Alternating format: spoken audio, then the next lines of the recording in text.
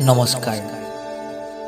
কবিতাৰ শিৰোনাম তোমাৰ চাইকেলৰ কেৰিয়াৰখন। কথা পাৰ্থজ্যোতি বৰুৱা, আবৃত্তি কৰিছে পাৰ্থজ্যোতি বৰুৱা আৰু দীপ্তি বৰুৱাই। মা, অ' মা, ৰাস্তাৰ কাষৰ ঝাওবনবোৰ বৰকৈ শালিছে দেখোন। সৌৱা চোৱা, ককাই হালখন মেলি মোলৈ চাই আছে।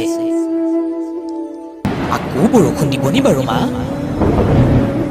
আকাশৰ নীলা ৰংটো কেনেকৈ হ'ল? আকাশত কোলা কোলা সেইবোৰ কি চলিছে মা?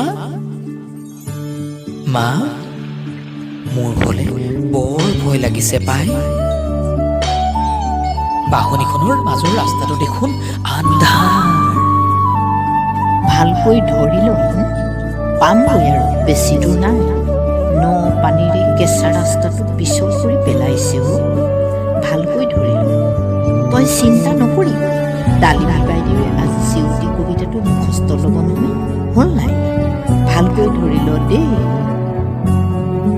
তোমাৰ মুখৰ এই শুৱলা এতিয়া মোৰ বাবে সোঁৱৰণিৰ এখিলা পাত, হৃদয়ৰ এমুঠি মিঠা অনুভৱৰ বলে বলে মোৰ কাণত বাজি উঠে। ভালকৈ ধৰি ল, পৰিবি নহ'লে। এয়াই নষ্টালজিয়া। তোমাৰ বুকুৰ উমাল পৰশত চাইকেলৰ কেৰিয়াৰত বহা, এয়াই নষ্টালজিয়া।